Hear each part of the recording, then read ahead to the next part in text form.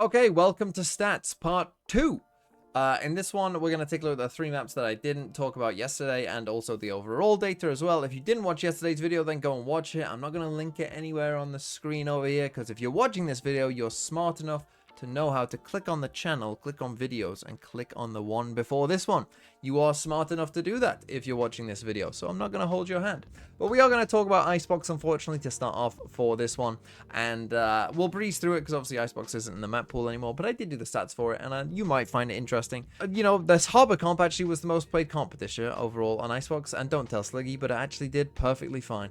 It was a perfectly fine pick for a comp if you played it. This Sage comp was kind of the big riser, right? Just going fully back to like 2021, and it worked. Which goes to show how terrible this map is. That this comp from 2021 was still like the best comp you could play. Jesus Christ. And then this Omen comp was kind of a comp that gained a bit of popularity, but then kind of faded off a little bit towards the end of stage 2. And all of that bears out in the rest of the data as well. This was the old archetypes. Look how much double initiator was being played, right? Earlier on in this year. A lot of double initiator, even though it wasn't very good in terms of its win rate. A lot of teams were playing it. Now, it went way down, right? Basically, no one was playing double initiator by the time, you know, we got sort of towards the end of stage 2, and instead they were playing double senti and they were playing double smokes. You see both of these bars, the red bars here, both going up quite significantly, and that was a good choice because the win rates of these other things as well are just clearly better than double initiator. So if you are going to ever play Icebox ever again, this data would tell you don't play double initiator, probably play some double smokes or double senti.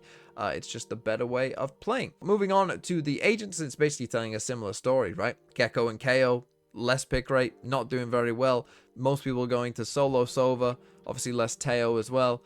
Sage getting a big bump in pick rate as well. Pick Sage, pick Sova. Harbor did fine, you know. Just play 2021 stuff and you'll be fine, essentially. Let's move on from that horrible map and talk about Lotus instead, which again was the most played map, as it tends to be Lotus. People just love playing Lotus, essentially. The most picked comp overall was this old kind of Fnatic comp with a Vice instead of a Killjoy. The Killjoy version did still have a decent pick rate, but wasn't nearly as high as this Vice one, which had 81 plays of just this exact comp.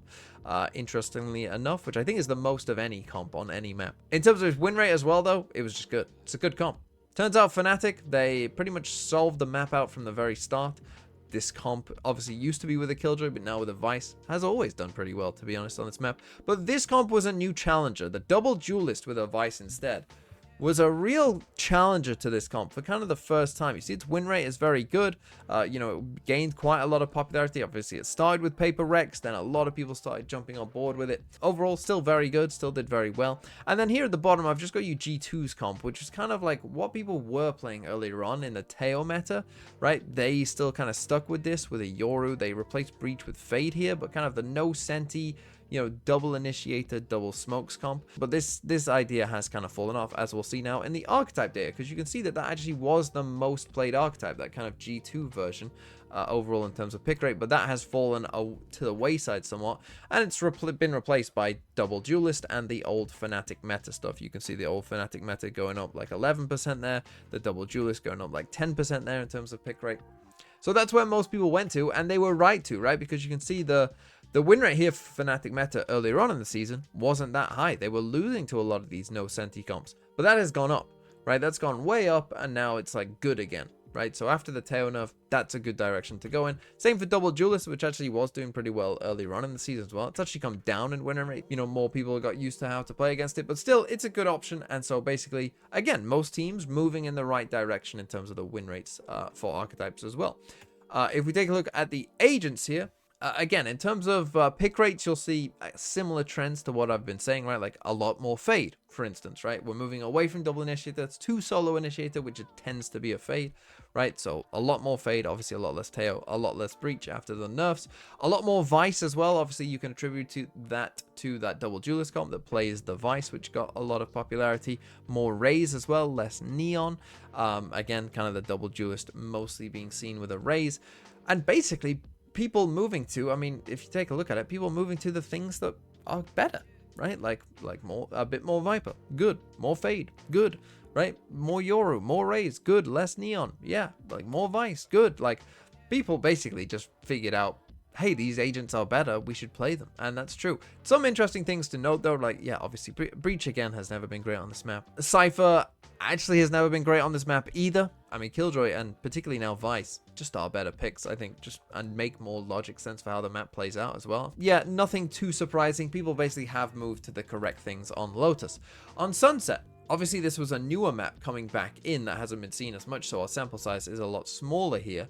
But if we take a look at what's going on, the most picked comp was actually this Gen G comp, which I am surprised that that was the most played comp overall with this Deadlock Viper stuff. Obviously, a lot of people jumped on the bandwagon, and it was fine, right? It was still a decent comp. Then you've got perhaps what you might expect to be the most played comp, kind of the double initiator here, Breach Sova. And then here at the bottom, you've got a double duelist comp, which obviously we have seen across most maps, right? Double duelist finding some way into the meta. So if we take a look at the archetypes here, obviously we don't have old archetypes because it wasn't in earlier on in the season, but you see here double initiator, still high pick rate, again not the best win rate, and obviously we're seeing that across a variety of maps. We've seen it on Icebox, I showed you on Lotus as well, right? Like double initiator right now in general as an idea just isn't the best idea, and we're seeing that here as well, right? Like double smokes didn't do great. It was, you know, I mean, this Viper comp, you know, was okay. I mean, you know, the 48%, it's like, it's okay.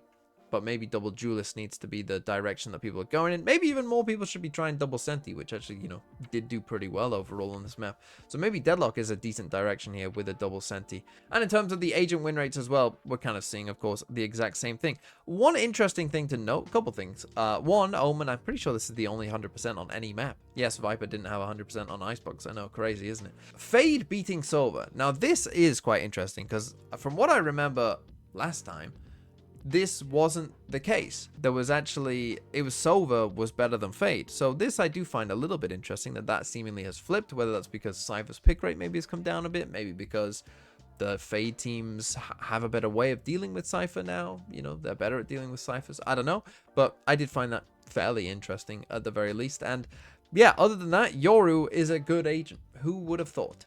Maybe more Yoru, the double duelist, as we've seen, find some success here. Maybe Yoru will become a bit more popular in towards champs.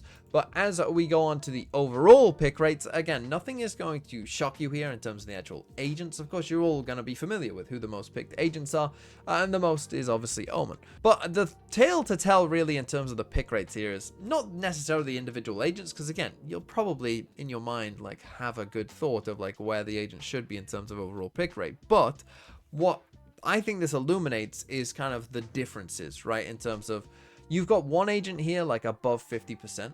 And obviously with Omen, we know about Omen. I personally still think the Paranoia needs to get a nerf, but maybe the new agent, which I think will be a controller, you know, will come out and maybe balance Omen, you know, or take some pick rate away from Omen. I don't know, but we'll see. Then you've got this chunk of agents who, you know, you might think like Viper, Sova, Yoru, particularly Viper and Yoru, you know, you might put on your watch list, particularly maybe Yoru, right? Like, is Yoru a problem? Does Yoru need a nerf?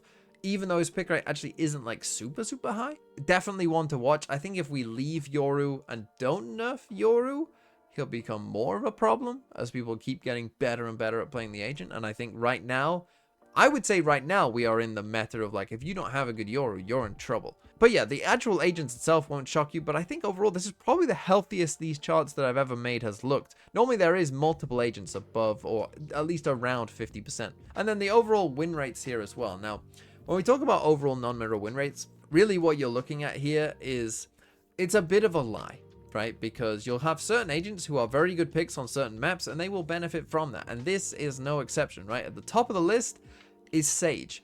Now, that, of course, can be somewhat explained by Sage good on Icebox, started seeing quite a lot of play on Icebox, and most of those non-mirror games are on Icebox, and Sage won most of those games, right? And also, Paper Rex play Sage on Sunset, and Paper Rex are a good team on Sunset, and so they win most of their games as well, right? That can explain a majority of those Sage wins. However, I do think it does explain, and Chamber is there as well, and I would put Chamber somewhat in this category as well, of like, these are two agents, I think, that I do think there's been a bit of a swell of like, actually, these agents aren't that bad.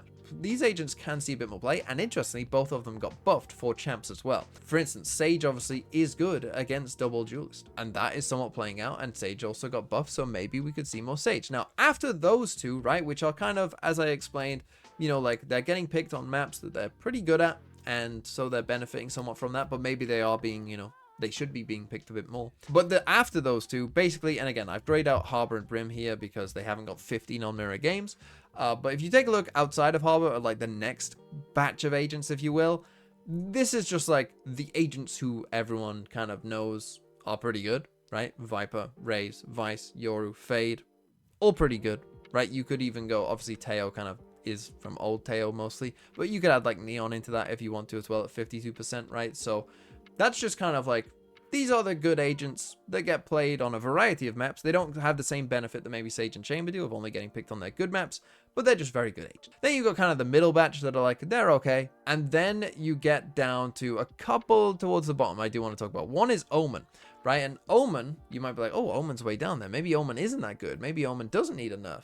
Omen has the opposite thing to Sage, right? Where Omen on Omen's best maps doesn't get any non-mirror games because everyone picks Omen. Right, so there are no non-mirror games. The only non-mirror games that Omen gets are ones on maps that Omen isn't good at. But then you've got Waylay down here, of course, which again, I don't think is too much of a shock. There's still maybe a bit of a ways to go for Waylay. And then you've got Breach and Gecko. Now, Breach being down here, again, I don't need to do this whole Breach speech. You know, they nerfed like the worst win rate agent in the game for some reason. And then Gecko, though, down here as well. That is a bit of a surprise to see Gecko so low. So maybe that's something for Riot to look at as well. Maybe a Gecko buff. Maybe a little reshuffling of some of the initiators in general. Because obviously with like new Teo, you've got Sky there that I don't think most people are a fan of. And just in general, these, you know, flash initiators just seem to have been completely overtaken by Yoru as a whole. So there's definitely something that in the initiator class that Riot needs to work out during the offseason. But that is the stats. I hope you enjoyed. I hope you learned something. I hope you had some thoughts on what you've just seen. And yeah, I will be back for Champs. Champs starts tomorrow. Let's go.